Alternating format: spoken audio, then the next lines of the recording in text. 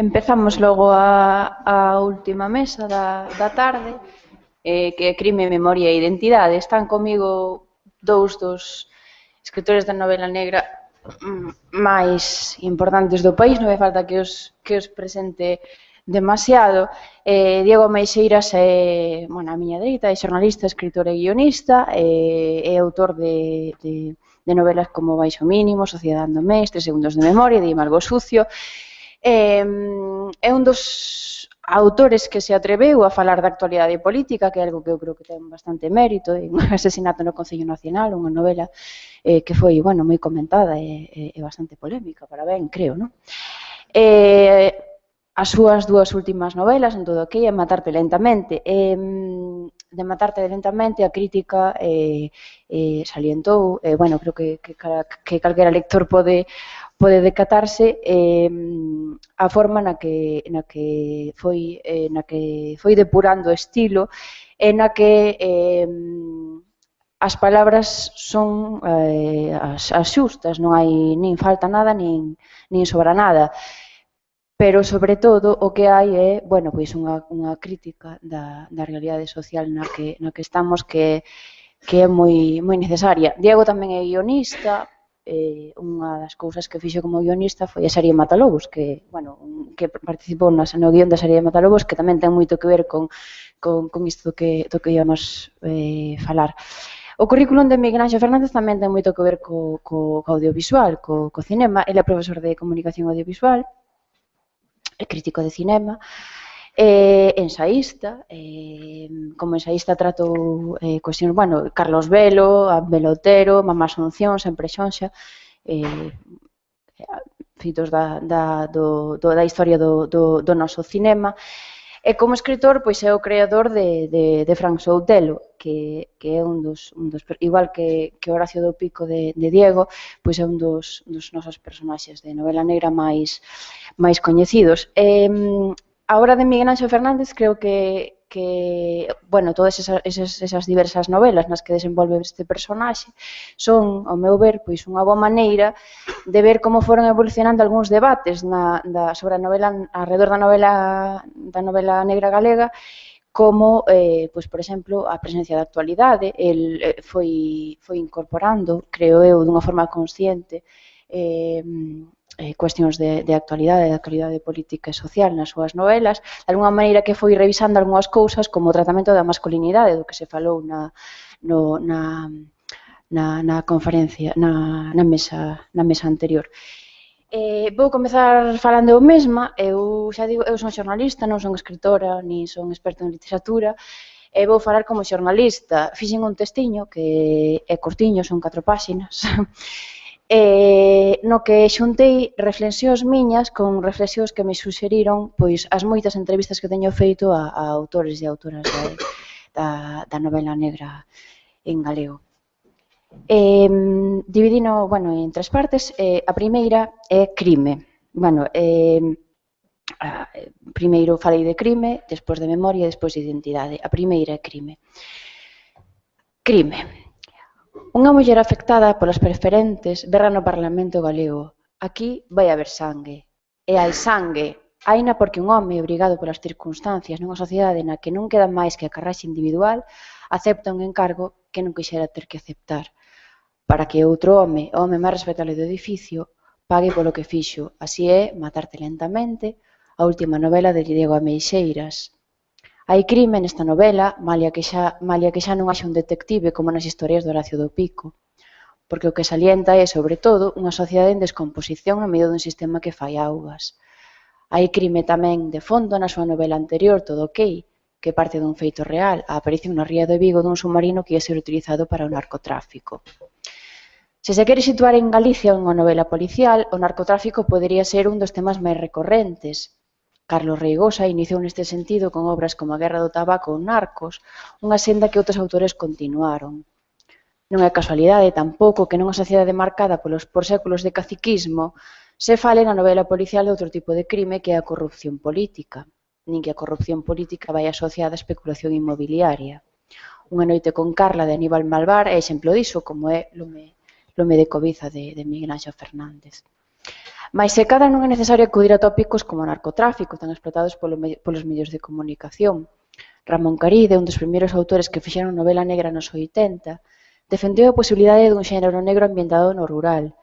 Na súa opinión, a nós non nos facía falta a presenza dun detective ou un policía.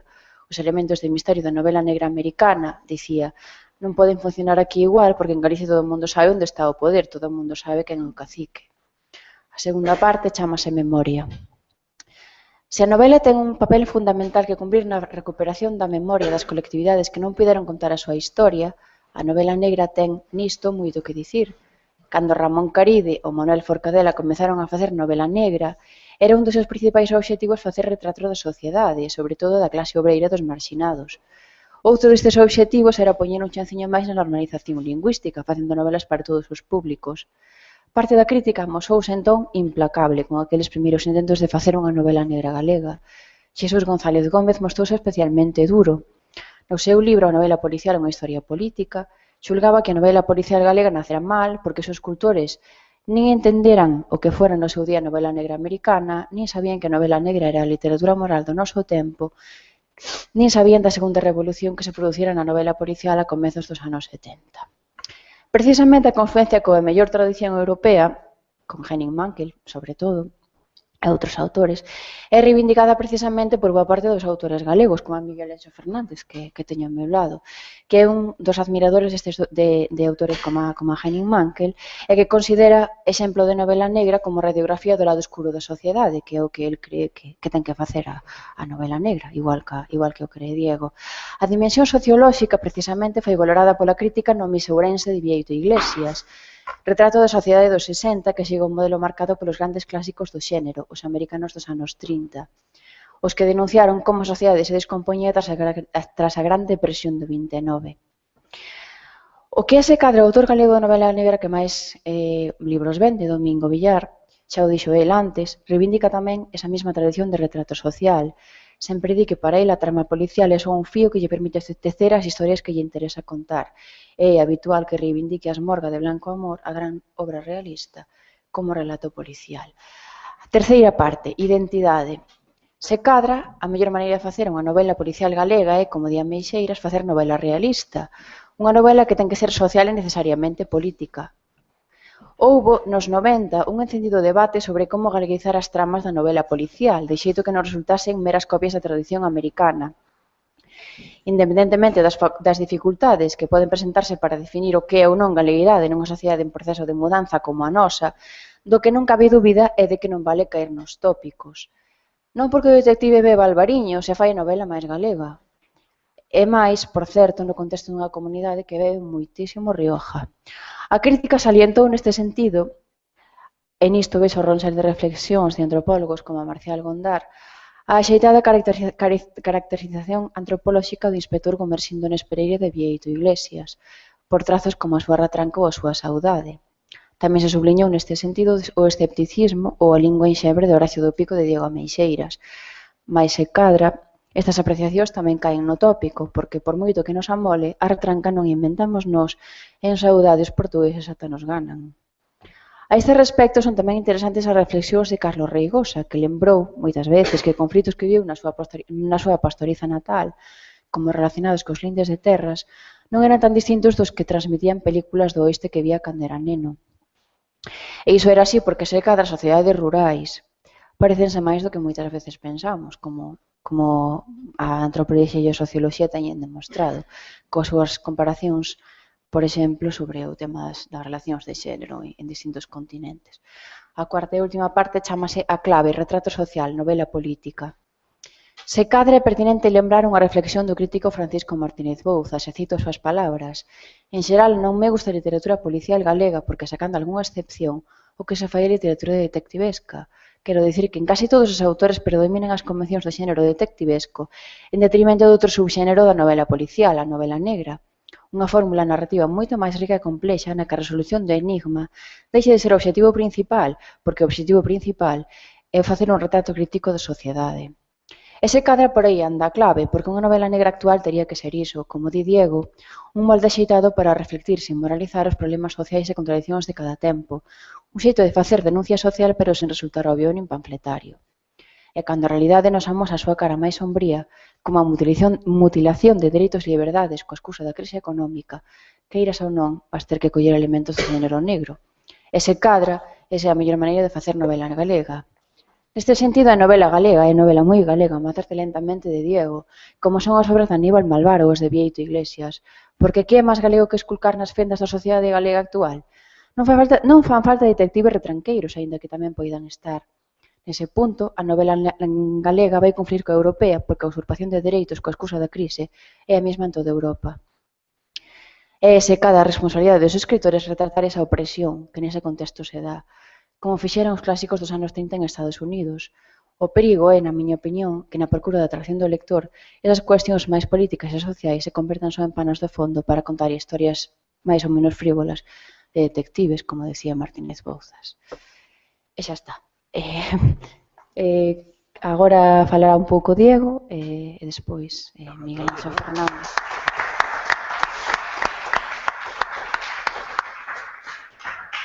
Bueno, boas tardes a todas e a todos.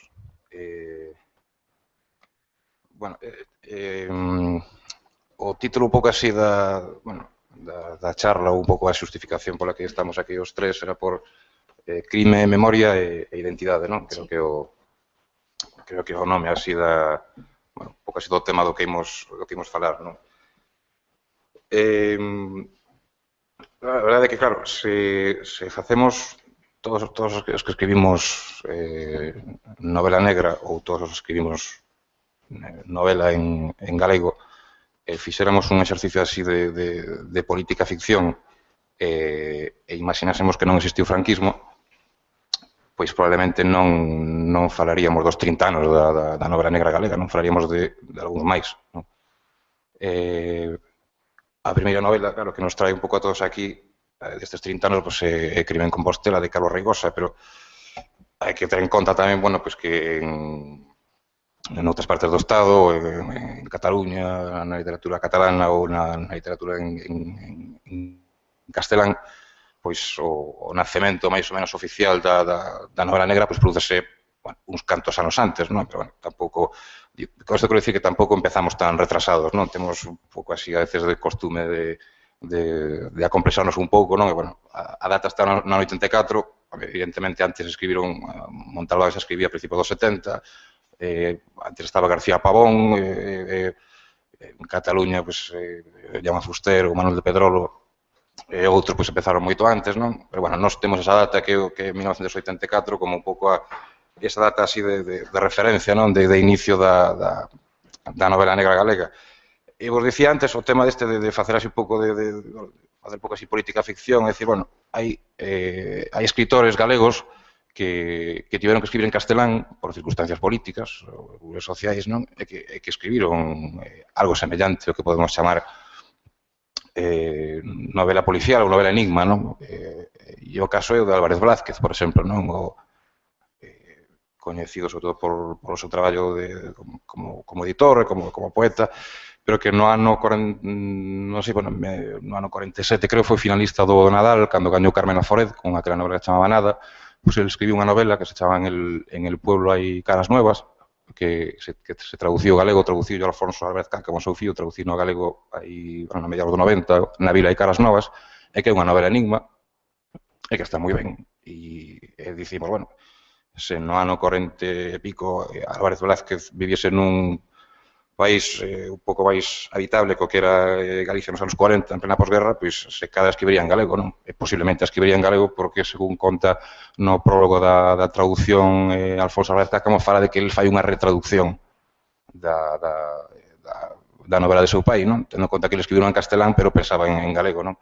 E ainda podemos ir máis atrás, Álvarez Blázquez ten outra novela que se chama El crimen de la Isla Verde, que tamén é unha novela enigma moi divertida, moi británica, non? Todas estas novelas un pouco así de salón, e que escribiu no ano 42 ou 43, creo, que saiu editada nunha revista en Zaragoza e que puiden ler hai pouco.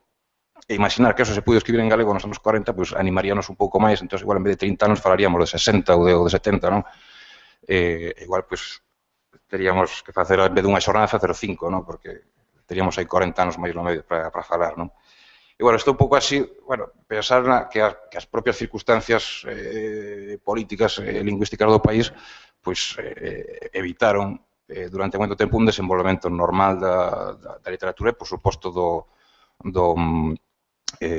xénero negro, non? Antes falaban de... Bueno, non pude escoitar a charla anterior, porque estaba aí con unha compañeira xornalista, entón non sei igual se repito algo, pero antes, noutra charla pola mañá, falábamos da mala imaxe, non? Que daba en plena transición pois poñer un policía, non? Nunha novela, non? Que todo se identificaba a policía co franquismo, cos grises, coas torturas, coas malleiras e máis, non só no franquismo, senón tamén no tardo franquismo, na década dos 80 e posterior tamén foron habituales ese tipo de prácticas. Entón, pois, claro, o primeiro que fixo foi Andreu Martín, non? O primeiro que se atreveu a meter un policía protagonizando unha novela, non? E iso, claro, iso é moi pouco progre, non? Porque a visión do policía era realmente pois, a visión do inimigo, a visión do mal, non? E, bueno, evidentemente son personaxes que tamén merecen ser humanizados, non? Desto de humanizar os personaxes, falábamos onte estivo aquí Arcaiz Cano, un escritor vasco, presentando a traducción ao galego de Pasaia Blues, unha novela que ten moito que ver co xénero negro, non? E falando, bueno, da súa última novela, que é Twist, que toma un pouco como base da súa novela o secuestro, a tortura e o asesinato de la Xazabala, non? Por parte da Garda Civil e dos GAL. El comentaba que cando presentaba a novela en Euskadi, que decían que quizáis humanizara demasiado os policías, non? Que estaba... bueno, e que cando presentaba fora de Euskadi, claro que humanizara demasiado a todo o entorno da esquerda abertzale e ETA, non? Pero o que pretendía, evidentemente, era humanizar, non? E claro, eu creo que a figura do policía naquela época pues, merecía ese trato, decir, merecía un tratamento humano, máis alá dos clixés ou da imaxe, evidentemente, que se podía ter dun policía na época, non? Que non é unha imaxe amable, precisamente. Eu creo que, bueno, que a historia da novela negra en galego é un pouco a historia tamén pois, dunha búsqueda tamén pois, dunha identidade propia ou dun xeito de narrar propio, non? Creo que, bueno, por falar da literatura en castelán, por exemplo, pois nos inicios do xénero, pois, onde miraban? Pois miraban a Francia, que era o que tiña máis cerca, non? Porque realmente non existía esa tradición de novela negra máis alá pois, das novelas destas de Plinio el Viejo e de Álvarez Blázquez, por poner ese exemplo, e algúns exemplos moi puntuais, non? E é certo que, bueno, como dicía Monse, que na novela negra galega, pois, é evidente que hai un camiño de búsqueda de identidades, de lugares, de espazos propios, despois cada escritor que vai un pouco buscando a súa voz e aprendendo as claves do oficio, que eso é o que facemos todos. Eu creo que, claro, o modelo que un pode ter como escritor de novela negra ou como afeccionado a novela negra ou como lector ou lectora de novela negra, pois hai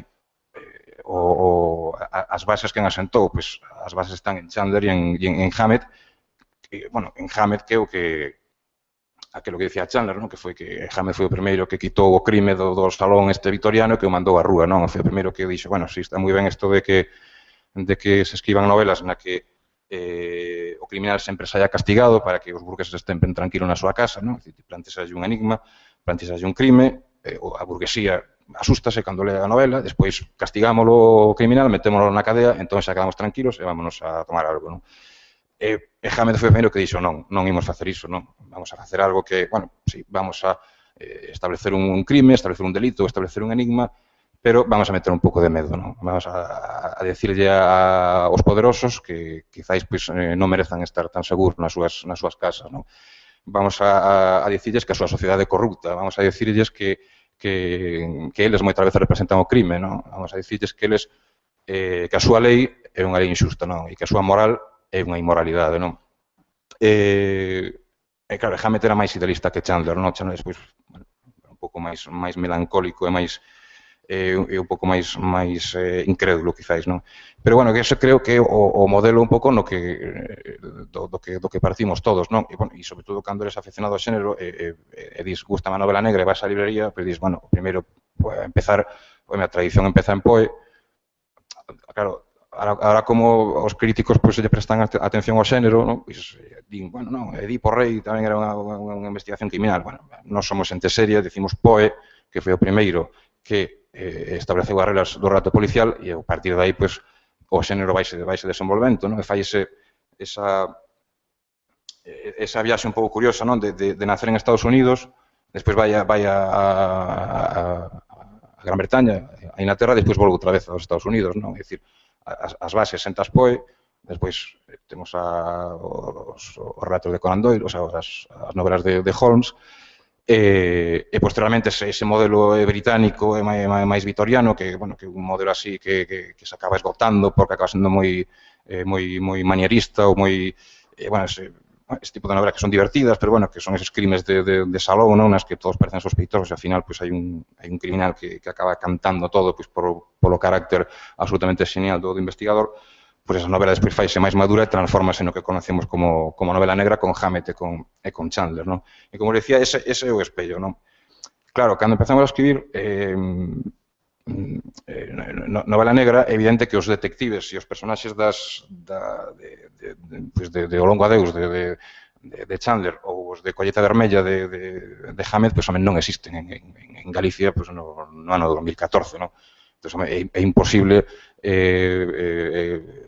levar ese mundo ás nosas páxinas se non é a través dunha homenaxe ou dunha visión, digamos así, pois, unha homenaxe, un achegamento un tanto paródico, non, do xénero, non?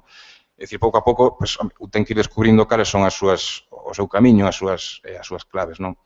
Eu creo que o modelo, aparte de ser esa facción máis dura, non, da novela negra, que é o hard-boiled, que é esa novela esa novela dura, esa novela de violenta, esa novela de crime, de marginalidade.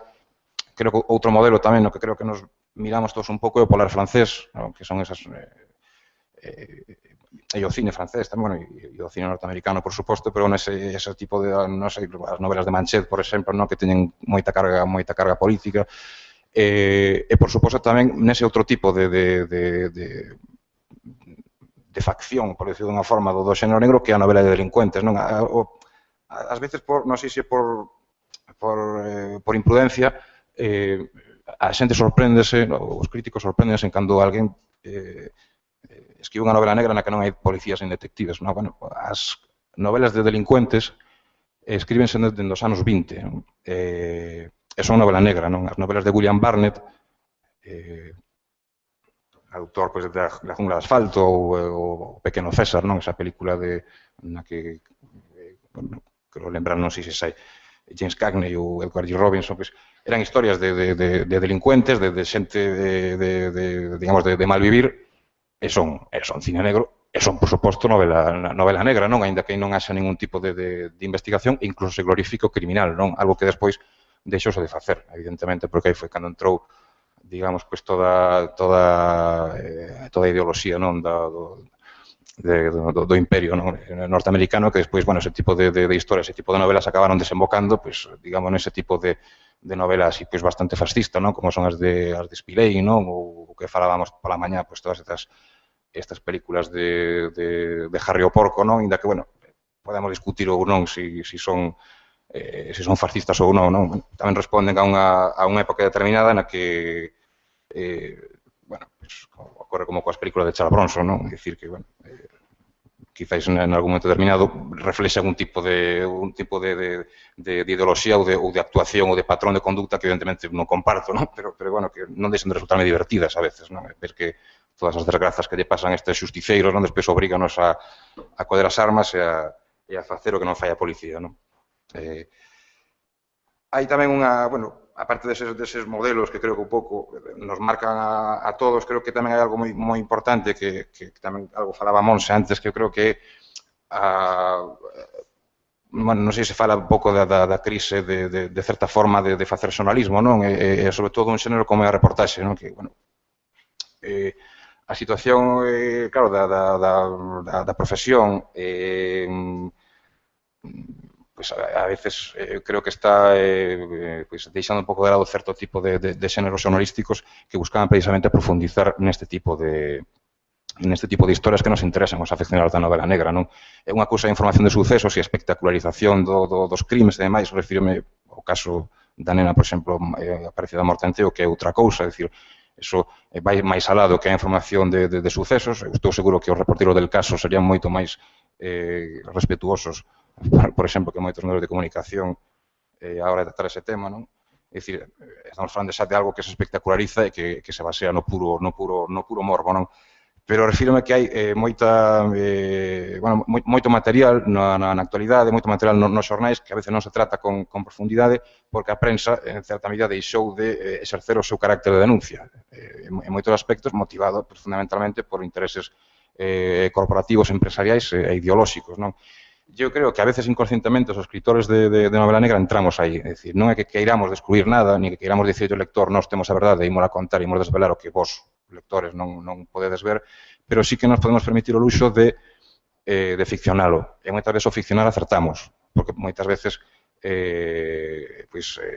a descripción ou a resolución de moitas das nosas historias acaba a veces tendo unha relación directa co real, non? Eu penso que ese carácter realista que creo que ten a novela negra convertía creo que na forma máis honesta de achegarse á realidade social e á realidade política actual, porque realmente vivimos nun momento no que as actuacións da clase política corresponden a un argumento de novela negra absolutamente desaforado, moi inverosímil, pero que, desgraciadamente, está ocorrendo diante dos nosos ollos. Non sei se alguén se atreve a ficcionar, non sei, poñamos por caso a Operación Pokémon, pois non sei se iso a un editor ou a unha editora lle podría parecer crible, non? É dicir, esa xuntanza de banda absolutamente corrupta, non? E que vive nunha sociedade que parece non querer enterarse un pouco do que está pasando. E xa por último, para rematar, un pouco fiando co tema da memoria e da identidade, eu creo que a palabra que máis nos gusta aos escritores de xénero negro e os aficionados a este xénero é a palabra entretemento, non? Que é unha palabra que sempre pronuncian os críticos para referirse a nosas novelas, para dicir, son entretidas e, en algúns casos, hasta fan algo interesante que ten que ver con iso que les chama literatura, non? Entón, pois claro, a nos gustanos a literatura popular, gustanos a novela popular, gustanos o entretemento, non é algo en absoluto que nos pareza negativo, non? E é certo que esa mirada un pouco, non, por enriba do ombro, non, que sempre, pois, desde certos ambientes non de alta cultura se tivo hacia a novela negra, pois a mí é algo que é de agradecer que se estea corrixindo, non? Montalbán foi o primeiro que conseguiu meterlle as súas novelas policíacas nas estanterías dos críticos, non? Iso temos que agradecer sempre, non? Porque ata daquelas non as tiñan. Hoxe, eu teño a sospeita de que ainda non teñen demasiadas e eu as animo a que teñan máis. Moitas grazas.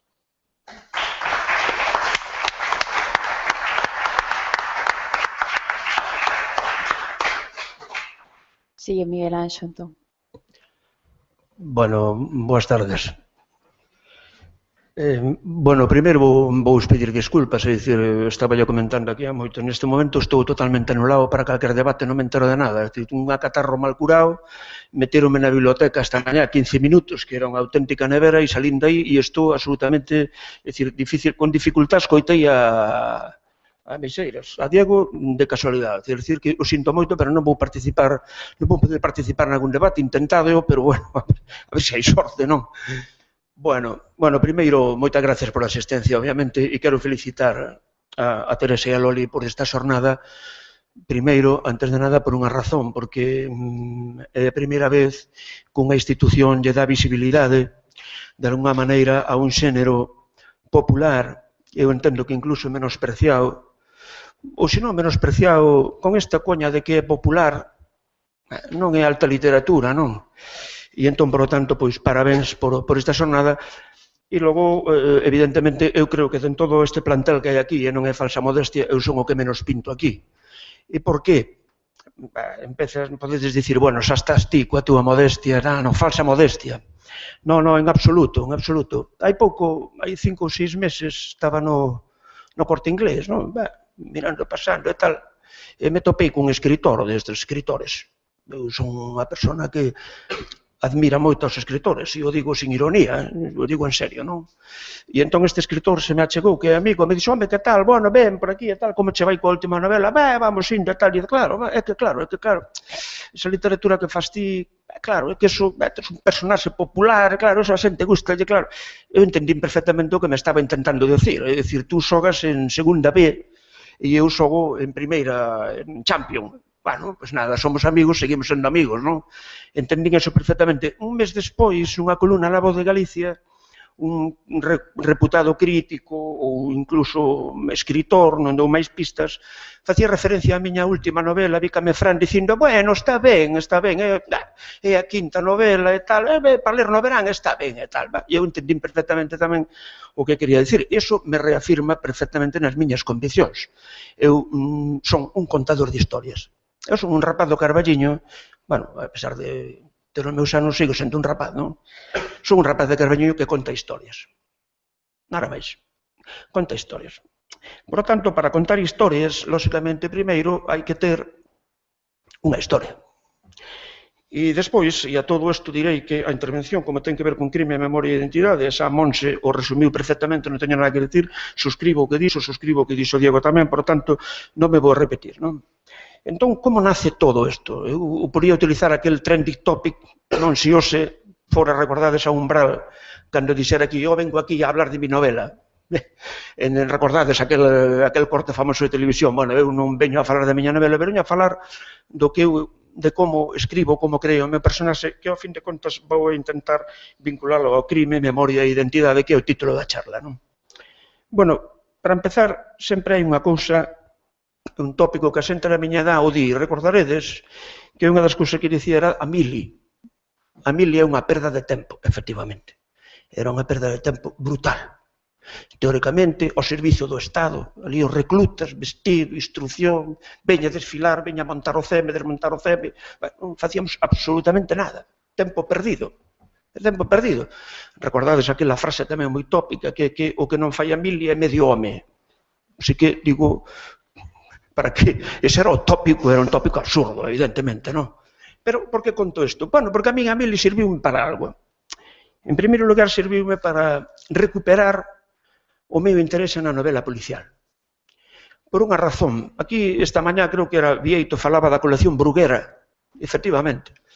Entón, nós na mili, como podedes entender, bueno, serviume para dúas cousas, para recuperar, digamos, a miña relación coa novela policial como lector, despois tamén para manexar todo tipo de armas, que iso sí é unha escola extraordinaria, porque o típico, estábamos nun cartel de intervención inmediata e disparamos todo, menos subir a un tanque e disparar o tanque, pero tiñamos tanques.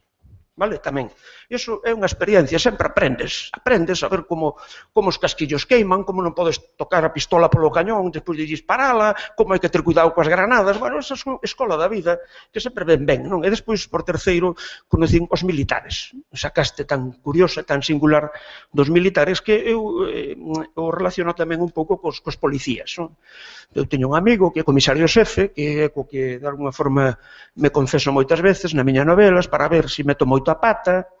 Logo, bueno, entre os meus amigos está tamén o campeón de España de tiro olímpico veterano, bueno, e vas recollendo cousas, non? E despois tamén, pois, son unha persoa, bueno, tímido, moi tímido, a pesar de que pensedes o contrario, ou pode parecer o contrario, moi tímido. Pero gústame falar coa xente. Eu vou á gasolinera e perdo 5 minutos co gasolinero. Que tal? Como foi o día? Ben, bueno, tal. Falamos do tempo, falamos de tal, o gasolinero che conta unha anécdota, e ti, home, pois si, non me din conta, o partido de onte, e mira, tío Rajoy, non sei que, me cago en tal. Ben, tú eso todo vas te empapando, non? Vas ao bar, vas á cafetería, falas co da cafetería, que son sempre uns interlocutores extraordinarios, porque eles están detrás da barra, pasa todo Dios por ali, e si, dependendo do grado de confianza, che conta cousas, confidencias. Ben, isto é unha forma de empaparte, non vou falar co libreiro, intercambio opinións, falo de cousas, moitas veces incluso pois hai opinións moi políticamente incorrectas, ti faste o parvo, sigues a corrente, bueno, en fin, de alguna forma te empapas, non? Eu entendo que te empapas, porque a novela policial eu entendo que tens que refletir un pouco a sociedade. O pobo, a xente. Ben, entonces, volvendo a isto, volvemos ao servicio militar, recupero a miña lectura, porque os domingos, que eran ese tempo perdido, que había que ir por Sevilla, non estaba en Sevilla nun cuartel de intervención inmediata, destes que chamaban de intervención inmediata, eso quere dicir que tiña tanques e helicópteros, é dicir, se había que atacar Madrid, salíamos a atacar Madrid, e estuvo falando do ano 79, como vedes, bueno, prestábase bastante a hipotéticos ataques, de maneira que incluso, recordo que o Día de las Fuerzas Armadas, ese ano foi en Sevilla, entonces pasámonos 3 meses desfilando, facendo instrucción, desfilando, veña, pimba, pimba, pimba, para poder pasar por diante do rei e daquele era Suárez o presidente, non? Bueno, entonces, claro, había tempo libre, non? E o tempo libre che permitía, aparte de montar e desmontar o CEME, montar e desmontar a pistola, inventar os ollos, e veña a montar, e veña a desmontar, aparte deso, pois, te permitía os domingos que poderas tempo libre. E íbamos a unha feira que había todos os domingos de libro vello. E nese libro vello, como sabedes, as novelas estas que agora van a tituladora, normalmente trituran, agora, bueno, hai algún subasteiro, pero normalmente, antes non, marcábanas, e entón esas novelas que normalmente costaban 100 pesetas, ou quero recordar, ou tal, pois por 1 peso ou 2 pesos mercabas unha novela. E eu recordo que tanto é así que tiña a taquilla, literalmente, a taquilla esa que chea de novelas. Aquí veñen logo 2 anécdotas que entrecruzo, pero que dá unha idea. O capitán que teñamos nós era da Coruña, un tal capitán Ballo, tipo de bigote, un tipo moi marcial. Entón pasaba revisións de vez en cando, xa sabedes, non? A golpe de corneta, revisión, todo a formar, abrían xa a taquilla, miraban, e recordo que este capitán me di, gusta che ler? Dice, bueno, sí, mi capitán, sí, bueno, procuro ler e tal. Dice, bueno, a mes acórdome que teña unha edición de Sempre en Galiza, aquela edición de papel bibliófilo pequeniña, e colleu e dixo, Sempre en Galiza, Castelao, gustache Castelao, e tal, señor, bueno, ali non podías, home, sí, gustame, a verdad que se teño aquí, e por coleo e tal, de vez en cando, e tal, asmo pasar logo a ver se o leo eu tamén, cando queira, sabe que está aquí, moita ironía, moita tal, bueno, entonces todos eses libros, cando os viu ali, cando te licencias, vaste co saco petate, entonces recordo que tuve que mercar outro saco petate para levar todos os libros. Dicir, aparecí na miña casa, claro, naquele momento, 24 anos, porque íbamos con prórrogas, claro, estábamos estudiando, e aparezco na miña casa con aquel petate cheo de libros e a miña nai botou a mosa que me dice, pero que vas facer con isto? Tranquila. Esos libros os conservo todos. E de vez en cando incluso releo algún, non? Ben, pois todo eso, queiras que non, che vai dando un poso. Pensade que estou deixando amarse todo o que é o tema do cine e a miña relación co audiovisual. De maneira que, alá polos anos 80, 90, sí, 90 máis ou menos, un bo día, eu non escribira nunca ficción, escribira sempre ensaio histórico, historiográfico, historiografía do cine, pero nunca ficción. Entón dixen, vou empezar a escribir, vou facer un detective que sea distinto, diferente. O sea, hai que ser xa soberbio, intentar facer un detective distinto. E entón, pois, me inventei a Fran Soutelo, non? E de onde ven Fran Soutelo? Pois, se tivera que poñer a Fran Soutelo, chamaríase realmente Gloria Fernández, que é a miña madriña. A miña madriña é de Nova York, naceu en Nova York, a súa nai é de Vigo, seu pai é de Punsín, preto de Ourense. É unha muller que ahora mesmo ten 80 e pico anos, ven todos os anos a Galicia, prácticamente desde que era unha nena, desde que puderon poñer no avión sola, ela ven a Galicia sin cada ano, cada 2 anos. Entón, claro, sempre me resulta moi curioso escoitar as súas observacións, non? Porque lle gusta moito todo o que é típico. Procuraba vir incluso, depende das estacións. Cando é a matanza en decembro, pois vou vir en decembro, bomba. Cando é vendima eche por setembro, pois vou en setembro. Entonces, esas cousas, e facía unhas observacións curiosísimas, que eu tomaba nota delas, neno, claro, a miña madriña foi medrando ela tamén, claro, e sempre con esas mesmas observacións. E además entendo galego perfectamente e se atreve a falalo un pouco e dicen, aquí teño a Fran Soutelo. Este Fran Soutelo, voulle cambiar o sexo e vou poñer a Fran Soutelo. A partir de aí escribo 3 tramas pequenas, en 50 folios escasos. A primeira delas, Un nicho para Marilyn. E recordo que remato un nicho para Marilyn e empecé a escribir no ano 95, 96, entón alá polo 90, bueno, empecé a escribirla e alá polo 2001 mandeilla a unha editorial, por decir o nome, que total era esta, Sotelo Blanco, que sacaba unha... E, bueno, moi amable, o editor naquele momento mandoume, ao cabo de 2 meses, 2 folios, con un memorándum moi amable, dicindo o tópico que che din todos os editores cando a tua novela non vale para nada, e dinche, mira, por que non lle das unha voltiña? Dalle unha voltiña, sí, home, non está mal e tal, pero dalle unha voltiña. Non, ademais, a parte que, mira, é moi escatolóxica, porque, claro, trataba do roubo de corpos, de coleccionistas de corpos excelentes, cadáveres excelentes, non? Entón, había pouco que saíra a noticia de que se Eva Perón estaba nun chalet das Aforos de Madrid, o tiñan ali no Soto, logo falaban da momia de Lenin, logo dicían que outro que aparecera non sei onde mangar, que intentara mangar o corpo de Elvis, pero que puseronlle un peso encima impresionante, non? Entón eu dixen, aquí teño eu a miña trama. E fago a trama. E recordo que o editor me dixo, mira, ademais, esta novela tenche un problema, logo falas con ele por teléfono, tenche un problema serio. E ven un pouco o fío de algunha pregunta que facían aí agora, antes con relación aos institutos. Mira, esta novela, para colocala nos institutos vai ser un problema. É un pouco forte, non? O dos cadáveres. Eu, a verdade que teño que reconocer que en ese momento foi para min un pouco un shock. Porque non pensara en absoluto nos institutos.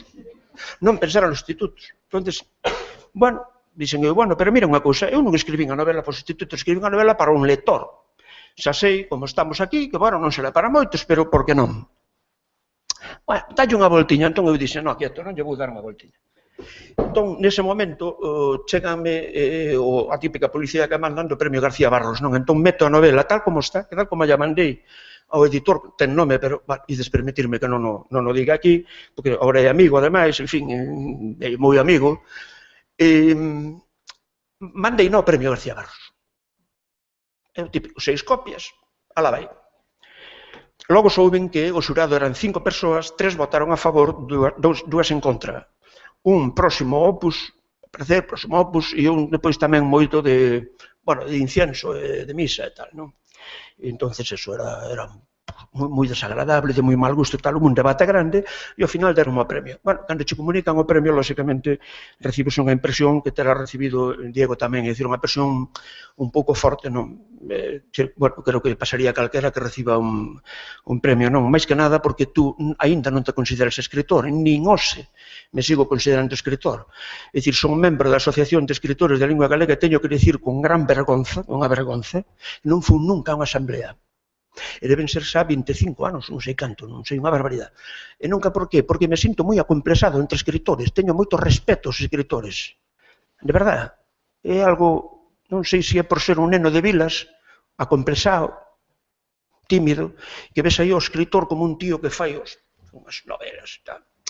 Entón, claro, eu me acordaba de alumnos meus, agora mesmo aínda na facultade, cando falamos, temos a ocasión de falar, estamos falando de comunicación audiovisual, cando falamos de novela, e logo todos, fan así, novela galega, e fan todos así un xesto, como dicir, que pasa? Mira, teñamos unha profe que nos facía ler, había Dios, que era eso. Claro, que pasa? É lógico, primeiro, son alumnos de audiovisual, entón, veñen configurados dunha forma, é dicir, narración, ritmo, montase, entón, claro, non soportaban moita da literatura que se lles daba a ler nos institutos. Dese todas as cousas, un vai aprendendo, vai recollendo, non? E un di, bueno, vamos a facer entón unha novela que teña ritmo, que así me pasa, non? Que moitas veces falando en entrevistas e tal, eu nunca falo de capítulos, vaiseme a pinza e digo secuencias. Na secuencia número 5, e digo, perdón, no capítulo número 5, e efectivamente pode ser que cada capítulo, tal como escribo, pois sexan secuencias. Conocedes un pouquiño, sabedes que hai o plano secuencia, que pode ser a cámara, podese mover a cámara, pero non hai corte, ou pode ser pois, plano maestro, plano secuencia, e logo vas collendo planos de detalle. Bueno, estas cousas que máis ou menos os sabedes todos porque estades acostumados a ver cine, televisión, e máis ou menos isto funciona así, non? E entón se me deu por escribir desta forma directa, unha narración fluida, áxil.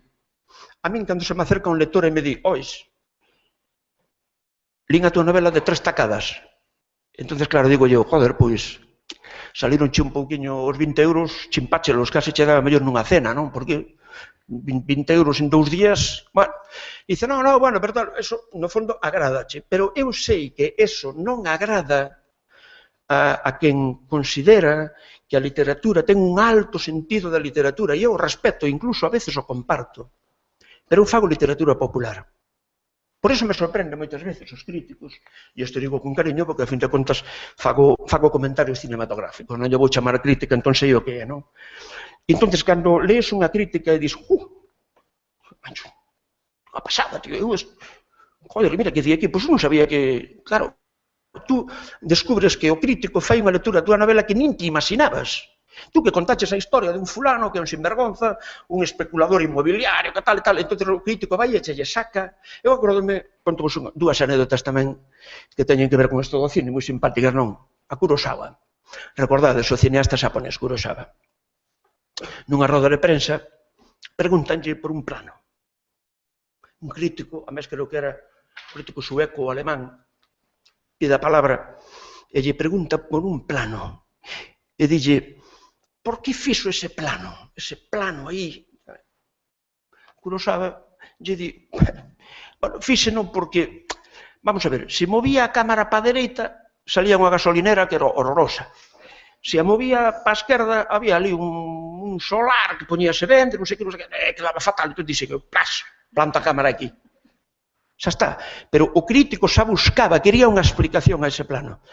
Bueno, recordades todos a John Ford e a Diligencia, non? Sabedes que hai unha secuencia que é moi coñecida polo fallo de Raccord. A Diligencia, hai un momento que a Diligencia parece que anda así. Dando voltas e os indios detrás, trucutru, e a Diligencia así. No Monument Valley, non? Entón lle preguntan a John Ford, maestro, hai un problema de Raccord aí, la Diligencia va para la derecha e vuelve para la izquierda. E digo, tío, acababas a luz, ibas ao sol e dixen yo a cámara, ois, vamos a aproveitar que ainda temos luz, ponemos a cámara aí e sacamos a Diligencia que se mova para ali. Pois xa está.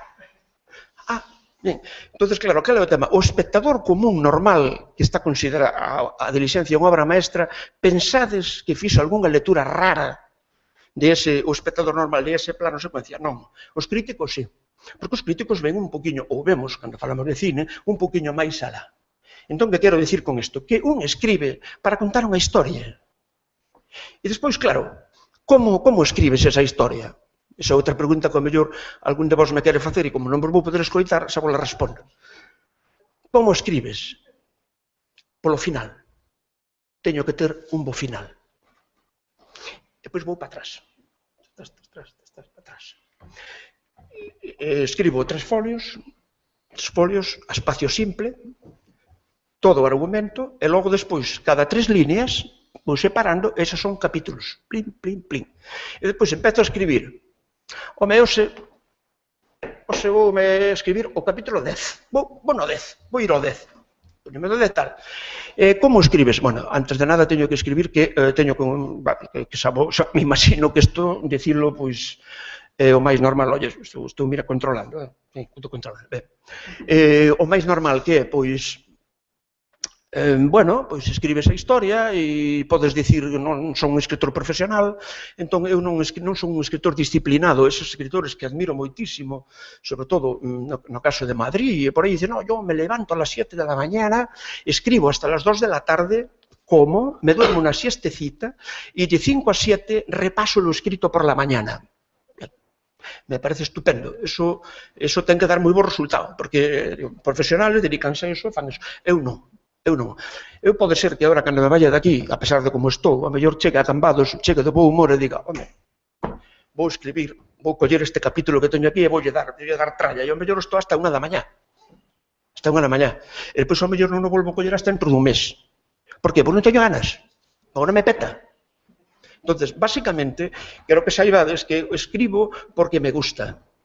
E despois, cando estou na casa escribindo, non é a primeira vez que a miña muller chega correndo alarmada e dice, que che pasa? E eu, non me pasa nada, dice, que estás a rir, que me descojono. Estou lendo e me río das situacións que eu creo, o cal, dito así, parece un pouco ridículo, non? Pero é así, me divirte, escribo e me divirte, punto. Ben, isto por un lado, non? É dicir, que xa tes o proceso creado, todo o proceso a novela escrita, a novela tal, e de repente eu ando sempre cun Moleskine, non? Que é o que leva tamén, é no único que me parezco a Fran Sotelo, vale? No Moleskine. Tomo notas, escoito algo simpático, tomo nota, home, escoitei onte unha frase que vos la leo ao final, que xa lla vou espetar a tía Castora, porque isto é, a frase a min me encanta. Ben, entonces, empápaste de cousas que escoitas, que ves, que lees. Vamos a ver, estaredes de acordo comigo, os que seades mínimamente cinéfilos, que o que ocorreu hai estes días en Lalín, ese tipo que estuvo no burato, dá pa unha película dos Coen extraordinaria. É dicir, vamos, é que incluso estou vendo reparto.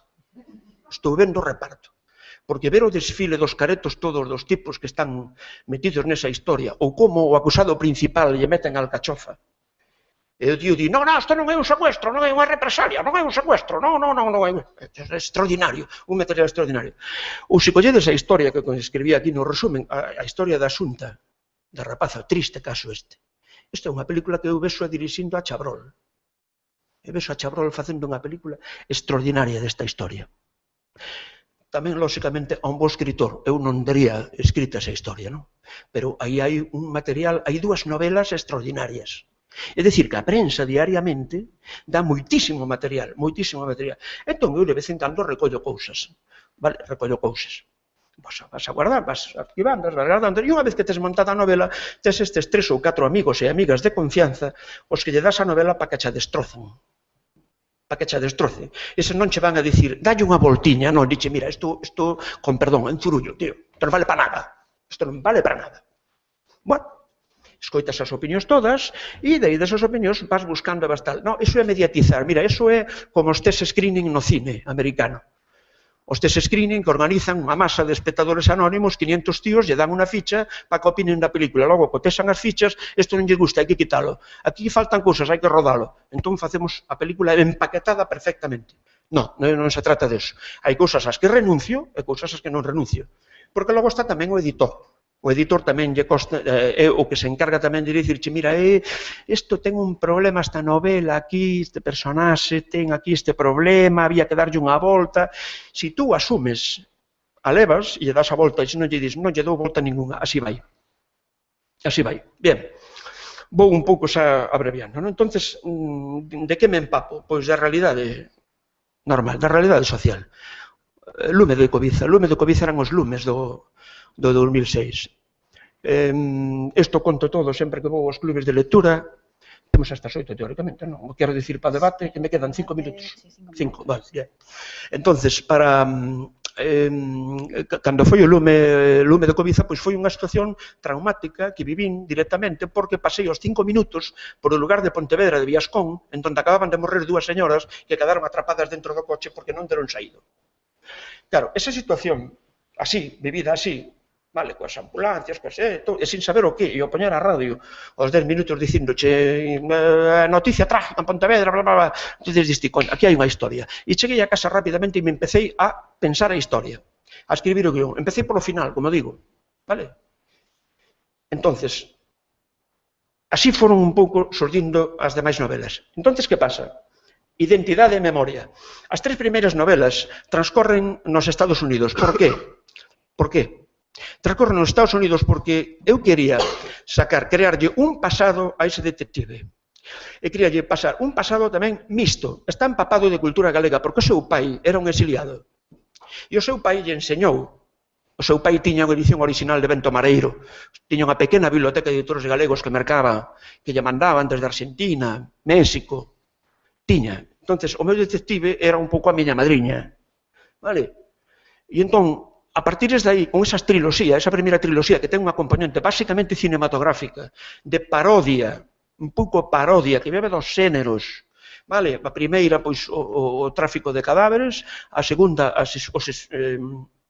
as snap movies, os asesinatos filmados en directo, e o terceiro, pois, o acoso sexual que se produce en Hollywood, que é tópico xa outros produtores, basicamente cos actrices, tamén cos actores, obviamente, pero basicamente eso. Entonces, con eses tres elementos, creei un universo, intentei crear un universo, e ese universo traslado a Galicia nas dúas próximas novelas.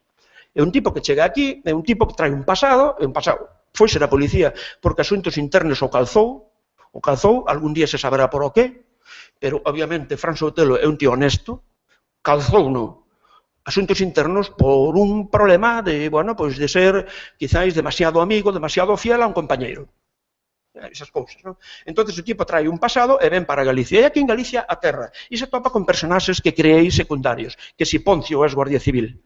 Claro que mellor crear un exguardia civil. Un exguardia civil como Poncio, que ten hoxe 60 anos, deu de hostias cando tiña 25. Por lo tanto, sabe o que se ten que coller un tío e darlle unha malleira, ya dá. Ou se quizáis os guardias civiles de oso ao mellor, pois non. Pero si por eso creo a Poncio. Creo a Dalia Masino, por qué? Porque a Dalia Masino é unha segurata que lle vai dar os mimbres, os elementos necesarios para complementalo con il, porque il non ten licencia de armas. El non pode. Un detective, como sabedes, en España, non ten licencia de armas, só casos especiais de seguratas. Por tanto, lle fai falta unha ferramenta. Poncio e Dalia ya poden pasar nun momento determinado. É dicir, creas unha serie de personaxes e, por suposto, Sugar Jones. Sugar Jones, que é un pouco o alter ego de Fran Sotelo. É un personaxe que a Fran lle cae ben, é un canalla, pero lle cae moi ben, a min me cae moi ben, de maneira que a moitos lectores me piden que por que non fago xa unha novela con Sugar Jones, porque iso ten que dar moito xogo. Ben, tampouco se trata deso, non teño nin tempo, nin teño tampouco me dá o coco para tanto, non? Entón, basicamente, dicir isto, e en canto ao tema da identidade, eu procuro meter a identidade, creo que a novela policial galega, a identidade está na lingua, obviamente, e teño que facer unha última reflexión antes de lervos a frase esta, unha última reflexión que ten que ver con o esquecemento da novela policial galega no que a Meseta e o resto do Estado. Non entendo moi ben por qué, evidentemente sí, non temos asentes literarios, non temos editoriais competitivas, non se pode editar en castelán e iso fai que seamos uns completos ignorados fora de aquí, a excepción, claro está, de Domingo e algún autor máis que ocasionalmente tivo ocasión de publicar en castelán. Que por que non o faz? Primeiro, porque non teño tempo e non é o meu. Eu teño unha editorial que teóricamente debería dedicarse a eso e non se pode dedicar. Entón, eu, como a miña intervención, creo que vai acabar aquí, decirvos que se alguén me quería preguntar se estou a traballar en algo, sí, estou a traballar en dúas novelas, unha máis cómica, outra máis dramática, traballo simultaneamente nelas, unha saldrá antes, tal, depois teño entregado, que isto é un salto que me permite o éxito, isto dito entre aspas, porque cuidado que o éxito, non, é moito éxito, bueno, paremos o carro, non é tanto éxito, eu sigo pagando a hipoteca e ando cun coche de 5 anos, así que tranquilos, non é o éxito como se mide así, non, pero te permite que a editorial lle podas entregar un proxecto personal, e eu lle entreguei unha novela que se chama O Espido de Gina. É unha novela cinematográfica ambientada no ano 64, nunha vila, que pode ser o Carballiño, Betanzos, vale? E entón é iso que me permite que a editorial me diga, pois sacamos. O éxito de Fran Sotelo me permite que poda sacar esa novela. E remato entón con esta frase, que ya escoitei, que dixo un tal Pacorro dunha aldea seica de Luintra, e dixo: a cousa estáche ben malo, está a morrer xente que nunca morrera. Moitas gracias. Vale.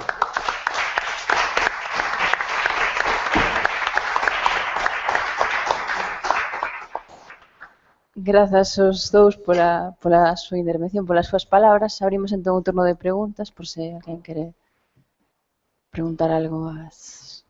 Un momento, perdona. Se alguén quere falar despois comigo non hai problema, podemos comentar, pero na distancia curta ainda vos escoito. Se non vos escoito. Pero falad de vos. A ver se alguén quere. Teño unha pregunta para todos os autores. Collo micro. Para todos los autores que están aquí es si quizás por abordar el género novela negra como un género popular, quizás eso les permite escribir con más libertad porque no tienen el foco de la crítica. ¿Y qué pasa cuando ahora la crítica o haya críticos que ponen el foco en la novela negra? ¿De alguna manera coarta eso?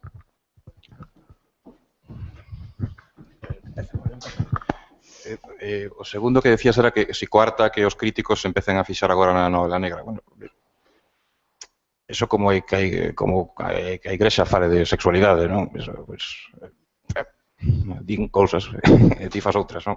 Pois o que pode decir a crítica, pois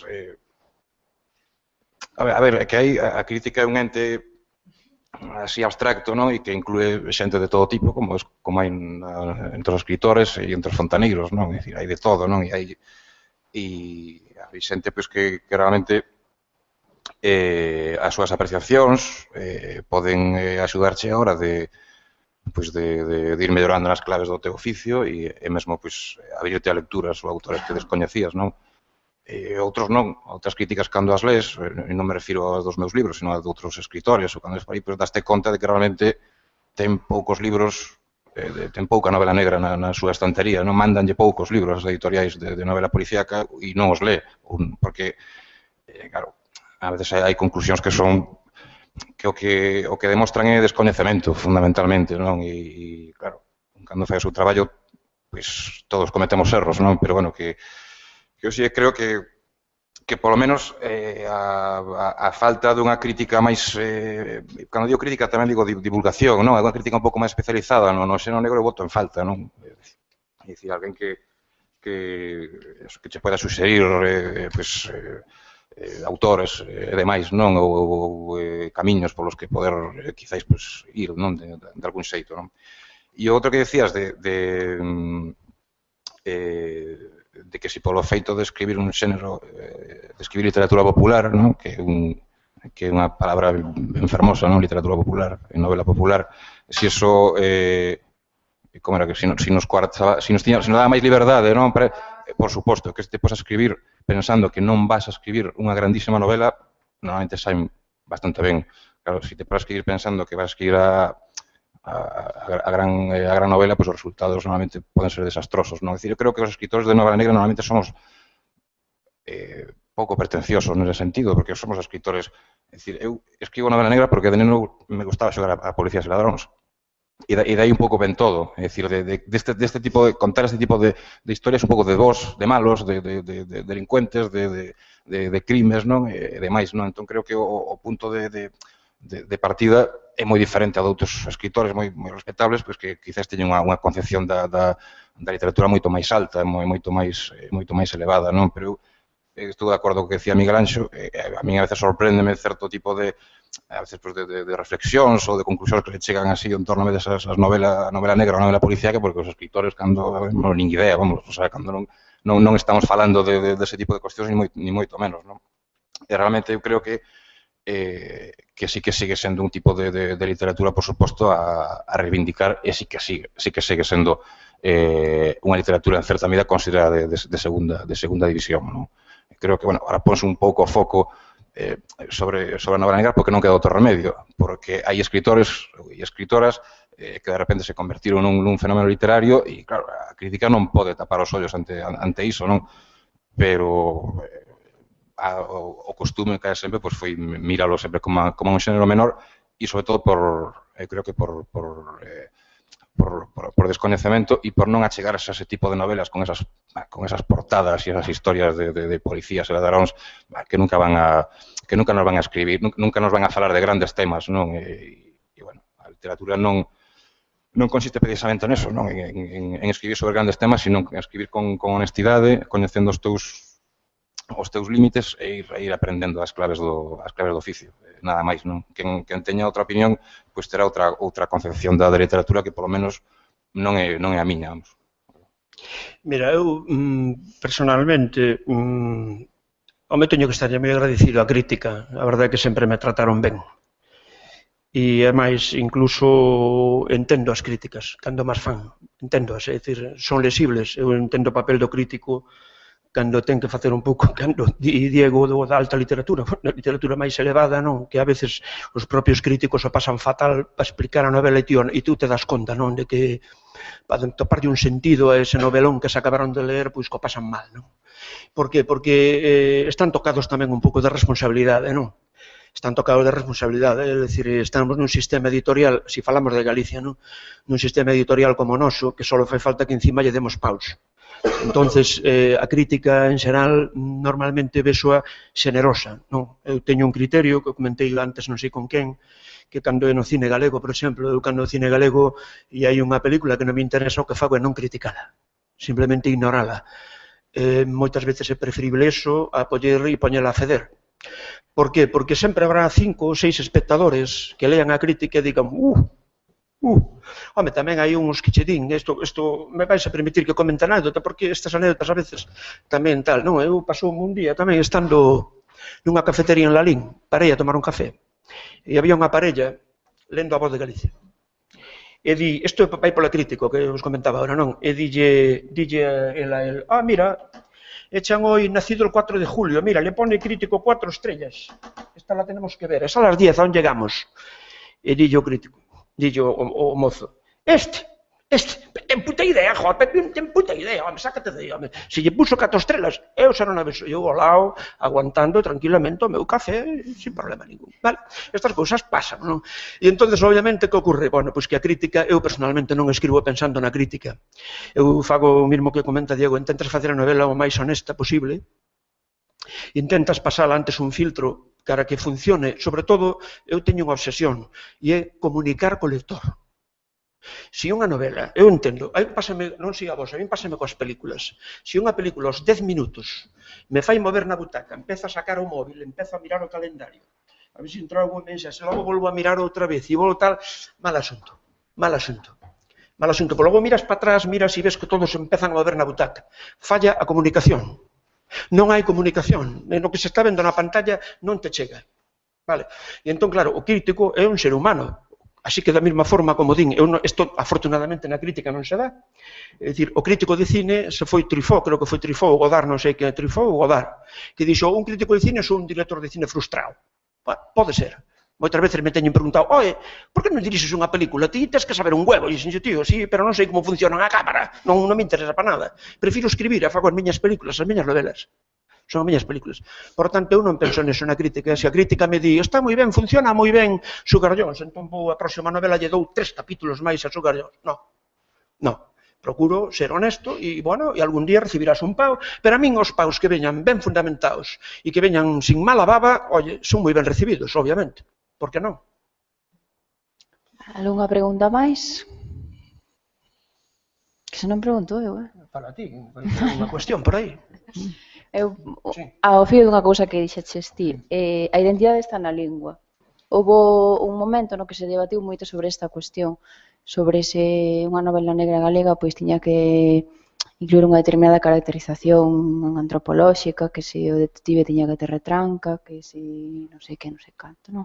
Quería preguntarvos os dous se considerades isto hoxe un debate máis ou menos superado, e se de alguma maneira vos condiciona, non? De que maneira que pensades vos, bueno, pois para que esta novela sexa galega, que é o que ten que ter, non? Claro, que eses debates dos que falas eu non teño noticia, estou na casa. Claro.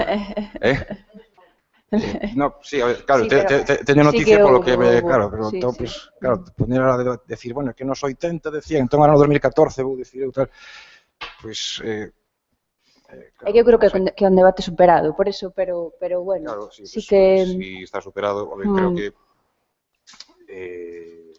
Neste caso, chegabaches, sí. No, estaba pensando. Vale. É moi rápido, amigo. Está ben. É unha pausa dramática. No, que refirme que, bueno, que se falas de que si ese debate, bueno, de galeguizar os personaxes, deixar de galeguizar os, bueno, non sei, eu escribo do que vexo, non? E do que me pasa pola cabeza, do que podo imaginar, do que podo ler os compañeiros e as compañeras nos medios de comunicación e do que me poden influir outros autores e autoras que me gustan, non? Claro, as novelas dun galego, como son eu, pois, a ver, supoño que serán novelas escribas en galego e supoño que serán galegas, non? Porque unha cousa así de transmisión xenética hacia o libro, non? Claro, non hai ninguna pretensión previa, non? De querer caracterizar nada ou querer nin encher nin normalizar nada, nin encher nin un oco de entreter ou non entreter, nin querer galeguizar nada, porque eso, que vamos, son demasiadas tarefas que se lle meten a un escritor en riba, que bastante tes con dobrar o lombo, poñerte a escribir e escribir máis ou menos ben, se tes esa posibilidade, non? Entón, creo que a veces se lle imputan moitas responsabilidades ao escritor que creo que non se deberían poñer, non? Porque aparte despois ti escribes e aínda que non pretendas nada, xa a crítica vai dicir que sí que o pretendiches facer, entón xa está, non hai problema, porque o que decíamos antes, non? Hai veces cousas que se te escapan e que moitas veces acertas, evidentemente, non pretendes facer algo e despois realmente sí que o acabas facendo, non? Pero, bueno, o que decía antes cando falaba, sí que é certo que as novelas de Aníbal Malvar, por exemplo, non? Ou estaba recordando ahora a Ambulancia de Sus de Toro, por exemplo, claro, son novelas que responden a unha realidade social galega concreta, non? Digo, bueno, por citar a dous autores que non están aquí, non? E, sin embargo, outros escritores, bueno, as miñas dúas primeiras novelas non teñen nada que ver coa realidade galega, son simplemente un achegamento así ao xénero negro e a través dunha serie de claves políticas e de lugares así un pouco como do xénero que non tiñan que ver nada coa realidade galega, non? É dicir, o xénero negro é un xénero que debe ser contaminado e que debe rozarse continuamente con outros, non? Porque senón estamos mal, non? É dicir, se o xénero non fose, en algún momento non se contaminase, non fose espurio, non fose mestizo, non se mesturase con outras, estaríamos ainda escribindo novelas como escribía Agatha Christie, non? E afortunadamente chegaron os americanos que barreron con todo iso, non? E a ver se agora chegan outros e barren con outra forma de narrar e así pues nos divertimos máis. Bueno, eu no caso de... Eu dicía antes a lingua porque, bueno, ese perogrullo, claro. Obviamente reconozco que foi unha perogrullada porque a novela é galega, pois ten galego, pois claro, é galega, non? A película galega, se está falada en galego, é galega, se está falada en español, é española. Pero, bueno, non é o caso na novela. Eu creo que a antropoloxía, basicamente, a antropoloxía no seu conxunto, é dicir, o home, o medio, iso é fundamental, o espacio, a retranca galega, é unha cousa que utilizo moito, teño nas miñas novelas son personaxes que o da tía Castora, non? A tía Castora é unha señora maior que representa a memoria do povo. Representa, non, unha señora sin estudios, non falei aínda deso, pero así na co dedo. Vale, pero é unha señora que sabe moito. E aí recordo perfectamente a crítica do Faro de Vigo de A lume do Cobiza, donde puxo esta señora a feder. Dixo que o personaxe máis antipático da novela era a tía Castora, o que eu me quedei moi sorprendido, pero, bueno, obviamente era un punto de vista. Entón, que quero dicir con esta retranca? Os espacios, hai unha cousa que me quedei moi sorprendido, que alguén, que andan por aquí algúns amigos xa mos coitaron, pero que me para moita xente moitas veces e me oye, mira, en lume de Cobiza estivemos aí no Obradoiro, sí, sabemos que é o banco ese de aí. Efectivamente, están aí nese banco, porque é certo ese banco. Entón, vais para Fonseca, e ao chegar a Fonseca vas para a Plaza de Correos e aí pos o bar do Pipote. Aí non hai ningún bar Pipote, aí está unha tenda de agasallos. E dice, claro, hombre, bueno, porque aí non era do caso poñer o bar Pipote, que era un bar un poquinho de, bueno, non vou dicir de mala fama, pero non era do caso poñelo. Pero procuro que os espacios sexan reais, non? E despois outra, e xa remato, o verosímil. O tema verosímil, que as historias teñan verosimilitude. Porque xa me diredes, no caso de Lalín destes días, a amenaza dos tipos a familia era se non mandaremoslle un cacho, cada día mandaremoslle un cacho. Eso pos nunha novela, agora só podo poñer nunha novela. Se pos nunha novela, dixo, un cacho. Pois sí, un cacho dun dedo, un cacho dunha orella, eu que sei, pouco a pouco e tal. Bueno, pois desas cousas ten papas, non? E eu creo que aquí, na forma de ser que temos nós, na forma de falar, unha das cousas que máis me agrada que me digan, que conste que con isto non me colgo medallas, pero me agrada que me digan é os diálogos. Dice que fason os diálogos son moi, pois os diálogos son o do tipo da gasolineira, o tipo da cafetería, o tipo do outro, que falan así. E é o que me gusta que falen así. Entón, eu poño os personaxes, e eu creo que aí é onde un pouco estamos. Estás de acordo comigo, e fago a ti, Monse, que se lemos a novela europea, aquí apuntei, eu estaba buscando aquí os nomes que non me acordaba, pero, bueno, lees a Vargas con Adams, lees a Wallander, por exemplo, con Menkel, a Jaritos, lees, e son distintos. Estaredes de acordo comigo que se eu quero saber a crise grega, neste momento da crise grega, me vou a Jaritos, collo a triloxía última, e non teño que ir a Atenas. Só sei, o que conta o tío aí, estou no vendo. É dicir, bueno, pois un pouco creo que nese sentido nós estamos máis próximos. Me dá a sensación a novela europea, en conxunto, que a novela americana. Eu creo que, nese sentido, aí temos un sinal de identidade. E logo, despois, repito a miña queixa. É dicir, que creo que neste momento se fai na periferia mellor literatura policial que na meseta. A pesar de os medios que están largando, faise literatura policial máis fresca na periferia que na meseta. E vos invito a que collades as dúas últimas novelas editadas en Madrid, novela policial, e as comparedes con calquera deles. Non me metades a mí no saco que eu son, xa dixen antes, son un conta historias, vale? Pero calquera da xente que se dedica a escribir novela negra aquí, ves máis autenticidade, máis sinceridade nelas que nesas. É un punto de vista. Algúna outra pregunta? Vamos coitar. Pois vou preguntar eu.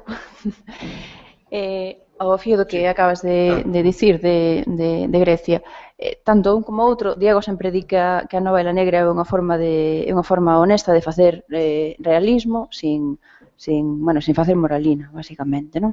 Ti tamén dis sempre que a novela negra pois é unha forma de levantar acta da parte escura da sociedade.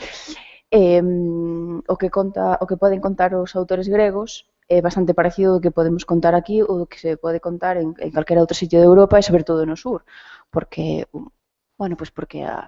as imposicións son as mesmas, o recorte de dereitos é o mesmo e sobre todo a mutilación de dereitos é a mesma.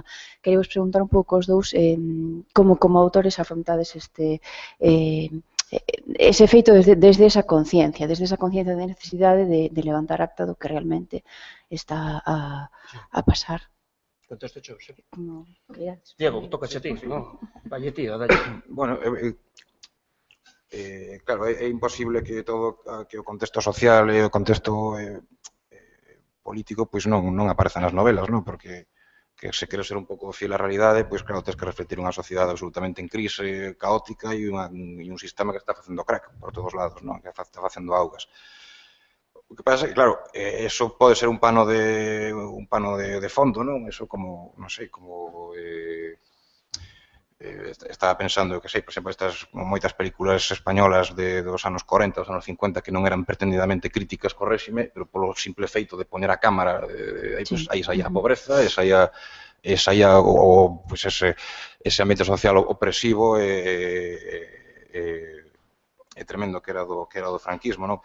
Eu creo que o que hai que intentar, sobre todo, intentar ser que decía antes, ser honesto e ser máis ou menos verosímil, non? Que non é o mesmo que preocuparse especialmente polo realismo, non? Palabras tamén que a veces está ben que as confundamos así un pouco para, igual confundir así un pouco novela negra, novela policial, que tampouco pasa nada, non? Mas é claro, aquí, ahora cando pensando na verosimilitude, claro, estaba acordándome dunha novela de Rubén Fonseca que se chama O Seminarista, na que o protagonista é un personaxe que vai para seminarista, que aprende latín e demais, e nun momento determinado da súa vida ve que se non é o seu futuro, entón faise sicario, non? Claro, iso en Río ocorre, non? Aquí, pois, é raro, non? Que alguén que vai ao seminario, pois, despois decida dedicarse a matar xente, non a soldo, se non é así a soldo. Entón, claro, aquí temos o problema de que non vivimos en grandes cidades, coñecémonos todos, entón, claro, a descripción de certos ambientes criminais ou de certo tipo de delincuencia é difícil a veces levala a estos espazos tan pequenos, a non ser que te tomes algún tipo de licencia que o lector entenda, non?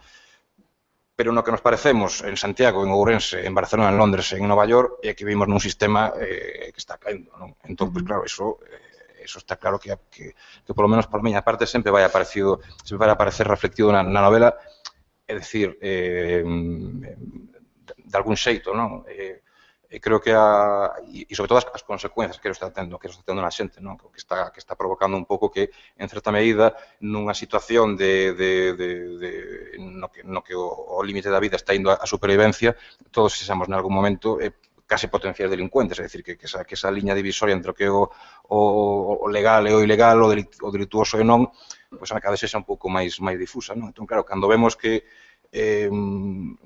os corruptos e os especuladores non están no cárcere e que o cárcere está cheo de xente que os seus delitos, pois a verdade, comparado con eses, son bastante bastante humildes, cando vemos todas estas tramas de corrupción política e demais, que, claro, non digo que cando se ponga a escribir unha novela queira levantar acta deso, pero a veces algunha vinganza se te escapa por aí. E do mesmo que antes había esa función que tiña a novela negra de decir, bueno, vamos a castigar o criminal para que a burguesía estea tranquila ou darlle unha función aí para consolar un pouco, eu creo que de vez en cando a xente pode demandar de alguma maneira, ou os escritores pode sair ese tipo de novela negra que non ten que ver nin coa investigación, nin cun personaxe principal que poida mover a trama, non? Un enigma, digas, policía, detective e demais, senón ese tipo de novela, como antes falaba aquí alguén de Cristina Fallarás, non? De las líneas perdidas, sobre as novelas de Carlos Zanón, que son novelas negras que están moi ben, é outra cousa, e non están reflectindo unha realidade nin policial, nin unha investigación, nin un enigma determinado. Son novelas cheas de rabia, de odio, de carraxe, de ganas de venganza ante un mundo que realmente demostra que os que rouban e os que se comportan de xeito inmoral son os que gañan, non? Entón, antes, a veces, o escritor di, bueno, unha pequena vinganza así literaria non está mal e, ademais, de momento non é delito, non? Bueno, eu personalmente busco que sea as tramas verosímiles e eu son dos que creo que o lector proxecta de alguna forma a súa frustración ou a súa impotencia no personaxe principal sobre as situacións determinadas situacións de realidade. É dicir, vamos a poñer nome, estás gravando isto?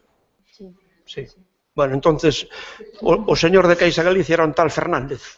Vale, un tal Fernández, que foi o que provoca todo isto, porque non Fran pode ir á súa casa en colaboración con Poncio Franeiras, organizar un dispositivo bo, entrarlle na casa, mallalo a hostias e encima chimparlle pasta porque non o vai poder facer, nós non o podemos facer, porque se entramos na súa vivenda saímos seguro, xa veñen esa, pero o detective si pode facelo. O detective pode facelo, tens que montar un operativo máis ou menos verosímil que poda facelo, e que logo despois o señor Fernández teña que calar e non dicir nada do que pasou ali. Eso é fundamental. Que quero dicir con isto? Que eu non busco, é dicir, eu quero sí levantar acta. Me interesa que a novela este conectada coa realidade. As tres novelas anteriores, por exemplo, a do roubo de cadáveres, como un tema intemporal, porque non, é unha novela que se mantense, o menos seguramente a reescribiría.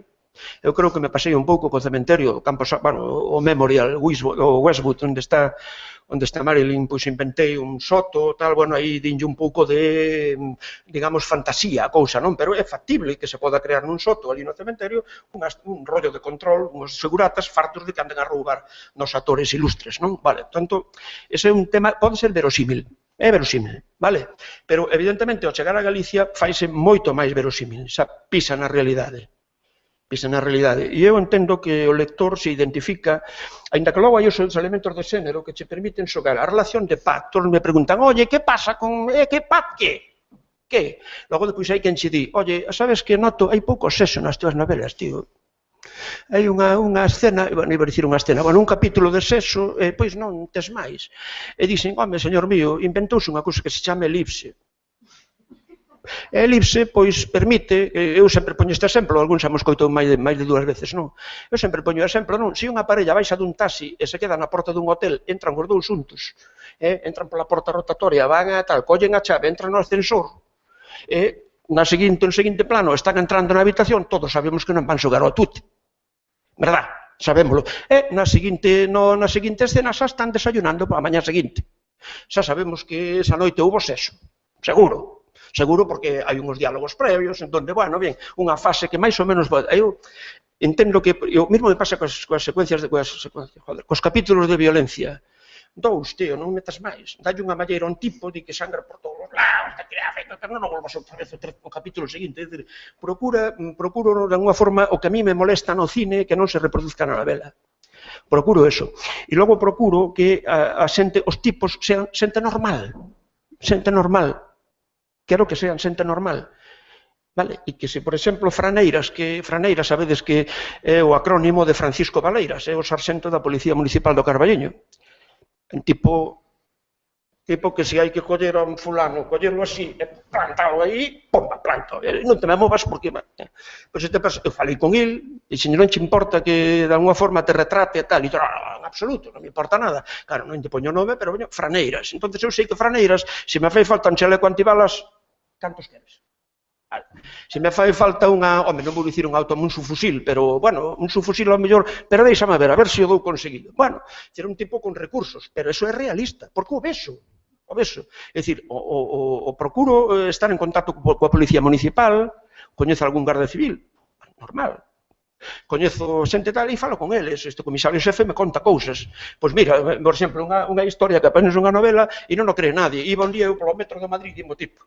Iba polo metro de Madrid nunha das escaleiras máis grandes na estación de, non sei, Príncipe Pío ou así, e de repente, cando vou na mitad, cae unha pistola.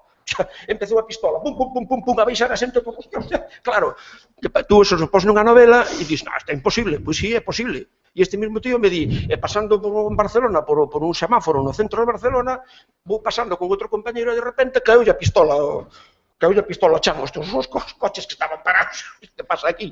Claro, tú eso pos nunha novela e dis, eso non pode ser. Sí é. O que tens que ter ti a habilidade un pouco de trazar eso con certa verosimilitude e non olvidar tampouco que estamos a falar de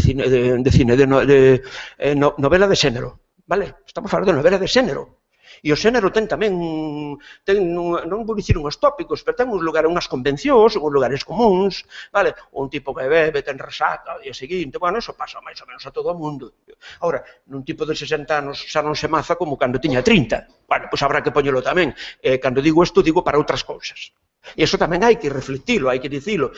Bueno, cando casas con paz, cando casas a paz, cando casas a paz. Non me interesa casalo, porque se o caso, logo xa non pode andar de picaflor por aí. Porque, joder, que cabrón, non? Bueno, entonces, prefiro que teña unha relación con ela un poquinho cariñosa, bueno, a mellor algún día acabos casando, non? Pero, bueno, Pat xa sabe tamén a quen ten, sabe que este un poquinho, bueno, en fin, vale? Bueno, pois este tipo de cousas, non me estou estendendo, en fin. Última oportunidade de preguntar, porque en 10 minutos temos que marchar. Algúnha cousa? Falamos agora. Se non foi a última pregunta tamén en relación co que acabas de dicir. Carlos Reigosa di que ao principio na novela negra galega, na súa tamén, os personaxes eran máis ben como arquetipos e que despois que el mesmo que se foi decatando de que había necesidade de facer un desenvolvemento psicolóxico así algo máis profundo dos personaxes, non? El tamén recoñece, por exemplo, que hai cousas que estaban nas primeiras novelas como, bueno, pues algunha caracterización machista, non? Os seus personaxes pues estaban indo a lupanares de cada 2x3 e tal. El mesmo di que eso que foi corrixindo, que foi sendo consciente de que bueno, a sociedade evolucionaba e as novelas e os seus personaxes tamén teñen que evolucionar. Creo que nas túas novelas tamén hai unha conciencia diso, non? De que hai certas cousas que teñen que ir cambiando, non? Sí, no, é certo, esa evolución existe basicamente porque cambia o medio, non?